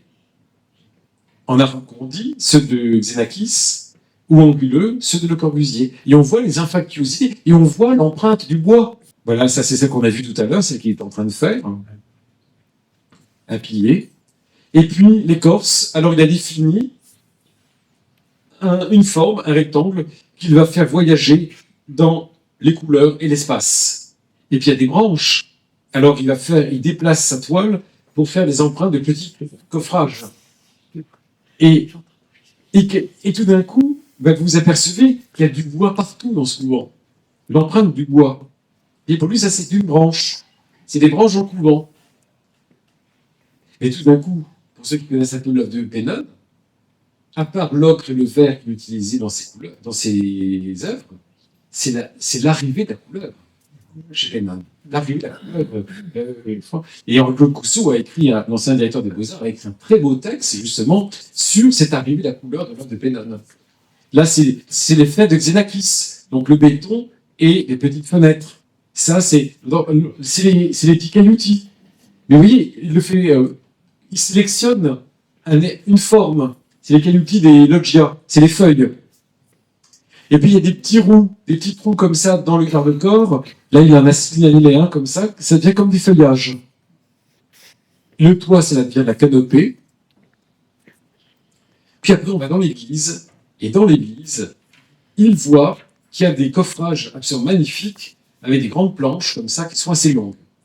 Et je me souviens, il était dans l'église et il me dit regardez toutes ces planches qu'il y a eu ici, qui ont laissé leurs traces. Vous vous rendez compte le nombre d'arbres, c'est une forêt qui est passée là-dedans. Et il va en faire plusieurs. Puis après, il en fait une. Il positionne la toile. Il place des scotch ici, vous voyez, pour délimiter la planche exacte ici qu'il va. Et on voit le scotch ici. Donc il délimite l'espace qu'il va révéler. Il révèle finalement l'empreinte du bois. Et après, on enlève et il y en a quelque chose de bien propre. Vous voyez, comme ici. Tac, voilà. Et là, il fait dans la chapelle des grandes planches, et il en fait toute une série comme ça. Et puis à un moment donné, il prend une planche, enfin une toile qu'il venait de faire à l'horizontale, il la bascule et en fait une croix. Et là, moi je dis rien, je regarde ce qu'il est en train de faire, puis après il les pose au sol et il fait la croix. Et là, il l'a faite pour l'Église. Et ça, c'était quand même quelque chose d'un grand moment. Cette croix, elle est faite d'empreintes des planches de l'église de la Tourette. Ça, et tout à coup, on a une croix de bois. Pardon. On a une croix. On voit l'empreinte du bois, c'est vraiment le bois de la croix. Et en même temps, c'est une empreinte des murs de béton de la Tourette. Donc là, il révèle quelque chose. Et là, il est vraiment dans son travail depuis 30 ans, 40 ans, de révélation des empreintes, des troncs notamment qu'il avait fait. Et là, on était dans son atelier. On ne sait pas du tout encore comment faire toutes ces toiles, 63 toiles, 63 couleurs. Là, c'est par exemple les troncs. Et puis ici, c'est les rectangles des crépis. Et puis, voilà. Alors, on s'était dit, est-ce qu'on va les mettre en frise, pas en frise, comment on fait? Et puis, quand je suis allé là, on est dans son atelier à Turin. Et je lui dis, mais enfin, ça fait comme une tenture somptueuse. C'est un tapis, c'est une tenture, c'est une tapisserie, c'est somptueux. Et il m'a dit, on va les coller sur une toile et ça deviendra une œuvre. Et donc, c'est devenu après, et là, c'est les feuillages. Et c'est comme ça qu'il les a, là, c'est le plafond, le toit plutôt. Et après, vous voyez, elles ont été marouflées sur toile, tendues sur châssis. Voilà, c'était splendide. Et ce sont des œuvres uniques. Et après, il a créé un livre. Alors tout ça, cette œuvre s'appelle Le bois sacré de la Tourette. Et il a rassemblé ça dans un livre où il y a 63 pages en tissu, 40 cm sur 40, qui reproduisent en photographie sur le tissu la première ligne de tous les tableaux. C'est-à-dire 63 feuilles, une couleur par le corbier. Et c'est recouvert, comment dire, encadré, emboîté, enfin c'est dans une boîte en bois, avec des nœuds, et pour le fixer, c'est avec du fer à béton. Et ça s'ouvre comme ça, il y a 63 livres numérotés, et sur le plat de la couverture, en bois, il y a écrit Cours la Tourette, le bois sacré de la Tourette, Pennon. Et chaque livre a une des 63 couleurs, 63 livres, 63 couleurs de nuancier de Corbusier, et à l'intérieur des 63 numérotés, signés, et voilà, livrés en peu d'exemplaires. Il a fait ça pour l'expo. Non, mais c'est absolument extraordinaire. La chance que nous avons eue. Là, il tenait beaucoup à cette œuvre qui était émouvante. C'est un bloc de Mélèze, évidé à l'intérieur avec la résine. Et il était devant aussi dans son atelier quand il m'a proposé, il m'a dit, vous voyez, c'est la résine, c'est la vie. Et la vie dans ce réceptacle, c'est comme un tabernacle. Et si on pense à un tabernacle, on a cette œuvre qui a été transfigurée au couvent, qui est ce bloc de marbre évidé à l'intérieur, que j'ai vu dans son atelier, et qu'il a placé dans la chapelle, à cet endroit-là. Et la lumière arrivait par-dessus. C'était mystérieux, c'était extraordinaire. Et on avait l'impression que le Christ était en train de sortir du tombeau. Comme s'il y avait un lien comme ça. Et c'est pas moi qui ai choisi l'espace, c'est lui. Hein. Parce que si c'était moi, on aurait pu dire, oui, enfin bon, il détourne un peu l'œuvre, il instrumentalise l'œuvre à son profit pour un discours. Non, non, je laissé faire là, Pénone. Et je dis, vous avez conscience que vous mettez sous le Christ. Je ne retirerai pas le Christ, on ne peut pas, il est fixé au mur. Il me dit, je ne veux pas le retirer. Enfin, dernière œuvre, pour aujourd'hui, une double œuvre qu'il crée au fond du réfectoire. Nous avons à Okikyosi, les yeux clos, au fond, et devant, à Volgere la Terra, envelopper la terre. Ce sont deux œuvres différentes, je reviens. Vous avez celle-ci, à Okikyosi, c'est ces paupières closes, les yeux fermés avec des épines d'acacia, et au centre, une plaque de marbre veinée, où il a mis en valeur les veines du marbre. Ça, c'est exposé à la BNF à Paris. Et à Volgere la Terra, ce sont des morceaux de terre pris dans un papier d'aluminium qu'il compresse entre ses mains, qu'il presse, et il réouvre le papier, et la pâte, le glaise, l'argile, a l'empreinte de sa main, son empreinte. Et il m'a dit, mais je pense à la pâte à pain que la mère de famille en Italie qui fait le pain pétrit. Il y a tout son amour qui est là, mais on ne voit pas l'empreinte de ses mains. Et tout d'un coup, il voulait donner un hommage à cette empreinte d'amour qui est dans quelque chose qui passe. Et là, tout d'un coup, elle est comme magnifiée. Cette œuvre avait été créée et exposée chez Zato à Grenoble, au mur. Et à la tourette, ce qu'on a fait, vous voyez, pardon, il l'a mis, alors c'est la partie métallique, qui était, c'est en fait, après c'est fondu en métal avec du gesso blanc. Mais on a l'impression que c'est du papier froissé. Vous voyez.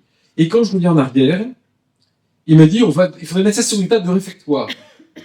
Et on avait des tables carrées, ça ne allait pas, puis elle était vernie. Bon. Et comme on avait eu une grosse tempête et il y avait un grand cèdre qui avait été abattu, j'avais conservé, j'avais fait tailler des plateaux dans un énorme cèdre qui était en train de sécher depuis 4 ans dans la ferme. Et donc j'ai proposé à Pénone de prendre alors là vraiment chez M. Bricolage, hein, des tréteaux, de mettre 2 grandes planches de 3 mètres chacune de long en cèdre, alors ça lui a plu, brut, sur lequel il a déposé comme ça ses œuvres, ses toiles, ses œuvres, à Volgere la Terra, qui font penser au pain, le pain du partage. Et au fond, vous allez regarder comme ça. Et voilà ce que ça donnait. Et à quoi ça vous fait penser? Impressionnant. Or, vous avez 2 œuvres ici, qui ont été créées à 10 ans d'intervalle, qui sont totalement indépendantes, qui s'appellent Les yeux fermés, Envelopper la terre, et que Pénum décide de rassembler et de présenter de cette façon-là. Donc c'est sa présentation, ensemble, qu'il décide de faire ça au fond du réfectoire, grand classique quand même au fond d'un réfectoire, et que tout le monde a vu la scène. Et ça, c'est quand même quelque chose d'assez extraordinaire. Et les œuvres à la fin de l'exposition ont été emballées, l'une dans des caisses, partie à droite, l'autre dans d'autres caisses, partie à gauche. Elles ont vécu pendant 3 mois à la Tourette, ensemble, et c'est la scène. Vous voyez? Et ça, je trouve ça très fort, que tout d'un coup, une œuvre puisse être relue totalement différemment. Et c'est pas moi qui ai choisi de le présenter comme ça, c'est l'artiste qui a voulu. Vous voyez? Puisqu'on parle de la scène, et vous allez en entendre beaucoup parler dans les jours qui viennent, samedi et dimanche, vous avez ici le mobilier de Guillaume Bardet, qui est celui qui a été choisi pour faire le mobilier liturgique de Notre-Dame de Paris, le baptistère, l'ambon, le pupitre, les cathèdres et les sièges de l'évêque et des sœurs, l'autel et le tabernacle. Et moi, je l'ai connu en 2016, et je lui ai proposé d'exposer, et il était... Alors, la table n'était pas encore en bronze, elle était en polyester et avec de la cire, mais les sièges autour sont en bronze, et tous les objets aussi. Et quand je l'avais vu ça, pour moi, je pensais un peu à une nature morte, à la Morandie, enfin voilà, je pensais à tout ça, et j'aimais beaucoup, c'était magnifique. Et il appelait ça la scène. Et on l'a exposé pendant la Semaine Sainte. Pour le Jeudi Saint, ou pour le Jeudi Saint, on s'en était servi comme reposoir qu'on avait déposé là. Et ça a été vraiment extraordinaire. Et à la suite de ça, je reviens en arrière, il m'a laissé à la Tourette une coupe et un calice dont nous nous servons encore à la Tourette. Puis nous avons commandé une croix en bronze qu'il nous a faite pour notre salle de chapitre. Et c'est grâce à ça que, finalement, quand il m'appelle à projet pour Notre-Dame, il m'a téléphoné, il m'a dit, bah, écoute, j'ai exposé chez vous, j'ai posé chez toi la grande scène, et ça a servi pendant la Semaine Sainte. Vous avez des œuvres de moi, j'ai envie de répondre à Notre-Dame. Écoute, de toute manière, ça ne mange pas de pain, et puis, ça sera quand même un super souvenir d'avoir concouru pour Notre-Dame. Donc c'était tout simple, hein. Il habite Dieulefit, dans la Drôme, et il fait son truc. Et sur les 50, moi je faisais partie du comité, on a eu de la chance, il a fait partie des 10, puis après il a fait partie des 5 que le cardinal, l'archevêque a choisi, et puis parmi les 5, c'est lui qui a gagné. Ça s'est fait comme ça, en fait, très simplement. Donc je voulais vous le montrer, parce que d'abord ça fait partie des expositions de la Tourette, et voilà une commande que vous allez voir, repérez bien hein, demain ou après-demain à la télévision pour ceux qui vont regarder. Et je termine juste par cette dernière image qu'on a déjà vue, mais parce que je repense à la formule de Morellet qui finalement s'applique à beaucoup de tous les artistes qui sont passés chez nous. Ici, l'œuvre m'échappe. Merci.